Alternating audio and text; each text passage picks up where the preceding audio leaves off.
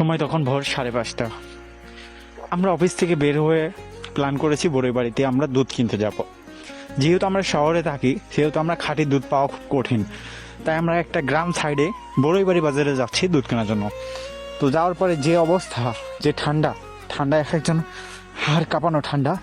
তো আমরা আগুন ধরানোর প্ল্যান করি, কিন্তু আমাদের কাছে ম্যাচ না থাকায় এক দোকান থেকে একটু আগুন চেয়ে নিয়ে আসি।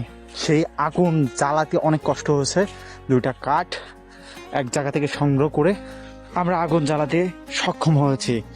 অনেক কষ্টের পর আমরা আগুন জ্বালানোর পরে আমি সবার মুখে তৃপ্তির হাসিটা দেখতে পেরেছি। আমার সহকর্মীরা আগুন দেখে এত খুশি যে কেউ হাত ছেঁকছে, কেউ আগুনের মধ্যে অলরেডি হাত দিচ্ছে, কিন্তু ঠান্ডার জ্বালায় আগুনের তাপ হাতে লাগছে না। যাই হোক, অনেকক্ষণ থেকে অনেক কথা বললাম, মূল কথায় আসি। আমরা যে দুধ কেনার উদ্দেশ্যে গেছিলাম, আমরা কিন্তু দুধ ক্রয় করেছি।